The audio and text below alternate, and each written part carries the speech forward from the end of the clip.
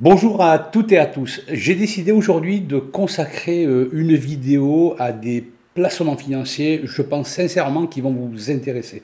Alors restez jusqu'au bout de cette formation afin de voir les trois types de placements que je vais vous proposer. Alors, je vais bien sûr vous parler de certains placements qui ne sont pas risqués, donc je ne vous parlerai pas de marché action ou de crypto-monnaie. En effet, la crypto-monnaie, hein, pour vous donner une idée, en 6 mois, la crypto-monnaie Bitcoin est passée de 58 000 euros à peu près à 27 000 euros. Donc je trouve qu'il y a une trop grande volatilité et il y a trop de risques pour ce type de placement. Moi, ce dont je vais vous parler, sous la pression de mon entourage, hein, surtout, et pourquoi pas vous faire en profiter, c'est d'une part le livret d'épargne populaire, l'acronyme est le LEP, l'assurance vie, vous verrez qu'il y a quand même des avantages extrêmement intéressants au niveau fiscalité, et le plan d'épargne retraite. Alors nous allons commencer par parler du livret d'épargne populaire. Hein. Alors, le gouvernement actuel est en train de mettre une petite pression aux banques afin que ces banques puissent proposer ce type de produit à tous les clients. Pourquoi? Parce que depuis janvier 2019, pardon, 2022, excusez-moi, la rémunération de ce compte est passée de 1% à 2,2% net d'impôts et de prélèvements sociaux. C'est-à-dire que vous ne paierez pas d'impôts et encore moins de prélèvements sociaux, ce qui est quand même extrêmement intéressant.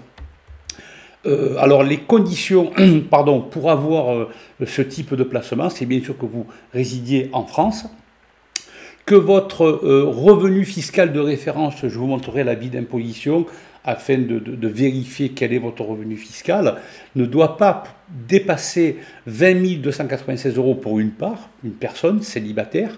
Si vous êtes en couple, marié ou pacsé, hein, et si vous faites bien sûr une déclaration commune, ce revenu fiscal de référence passe à 31 135 euros. Donc vérifiez, je vous montre à l'écran l'avis d'imposition et où chercher ce revenu fiscal.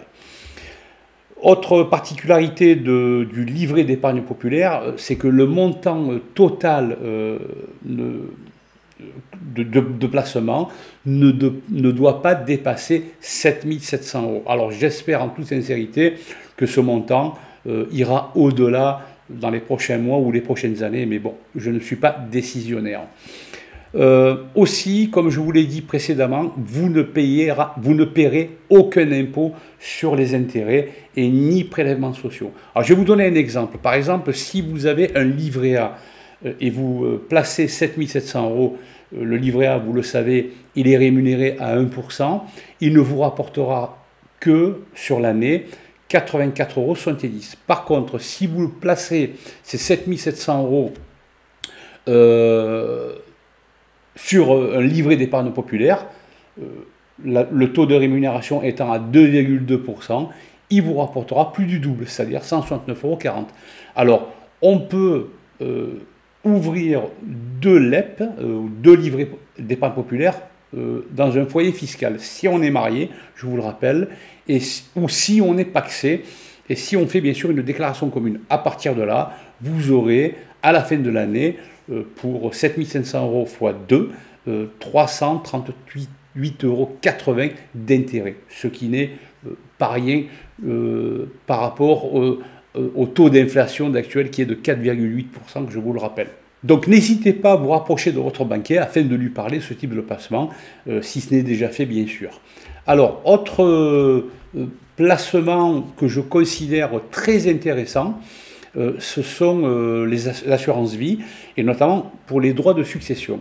Alors, saviez-vous que lorsqu'on ouvre une assurance vie, avant nos 70 ans, on peut transmettre à nos enfants en franchise d'impôt, c'est-à-dire qu'il n'y aura aucun droit de succession, aucun impôt à payer, jusqu'à 152 500 euros, ce qui n'est pas rien. Alors bien sûr, si avec votre épouse ou votre mari, vous pouvez ouvrir deux comptes assurance vie, vous doublez cette mise quand même. Par contre, si vous faites des placements au-delà de 70 ans, à partir de là, cet abattement passe de 152 500 euros à 30 500 euros. J'aimerais aussi vous parler de ce qu'on appelle le démembrement. Alors, si vous avez des biens immobiliers, ce bien immobilier, pour avoir la pleine propriété, il faut avoir la nue propriété et l'usufruit. Le démembrement, consiste en fait à éclater la nue propriété et l'usufruit. Moi, en tant que propriétaire, je garde l'usufruit jusqu'à mon décès, et mes enfants, je leur consens la nue propriété. À partir de là, il y a quand même un avantage extrêmement important. D'une part, bon, ça, que vous fassiez un démembrement ou pas, chaque enfant aura droit à 100 000 euros d'abattement. Donc le gouvernement Macron va le faire passer à 150 000 euros par parent et par enfant. C'est-à-dire que si vous êtes marié et si vous avez 2 enfants, vos enfants, avec votre épouse ou votre mari, vous leur transmettez un abattement de 400 000 euros, ce qui n'est pas rien. Mais à cela, on peut rajouter des décotes. Cette décote va dépendre de l'âge du démembrement. Alors, entre 41 et 50 ans, cette décote est quand même, et ça se rajoute aux abattements dont je vous ai parlé, ça rajoute 60%, ce qui n'est pas rien quand même. Tous les 10 ans, vous perdez 10%. Donc, entre 51 et 60 ans, cette décote passe à 50%, et ainsi de suite. Donc, n'hésitez surtout pas à aller voir un notaire. Il semblerait, bon, je crois que je l'ai fait il y a peu de temps pour des amis, il semblerait que ces conseils chez le notaire sont totalement gratuits, donc n'hésitez surtout pas. Pour terminer, je vais aussi vous parler du plan d'épargne retraite où l'acronyme est le PER. Alors, je vais d'abord vous parler des versements volontaires par les particuliers, tels que vous ou moi. Alors, qu'est-ce que ça peut vous apporter? Alors, ce PER a été extrêmement aménagé depuis 2019. Alors, ce placement permet d'épargner pour sa retraite, tout simplement. Alors, hormis bien sûr les intérêts que cela peut vous rapporter, moi j'y compte pas trop parce que bon, les intérêts sur placement ne sont pas à la hausse ces dernières années. Par contre, j'ai un avantage fiscal extrêmement important, donc les versements sont totalement libres, et cet avantage fiscal me permet de déduire une certaine somme qui est égale à 10% du placement que je ferai.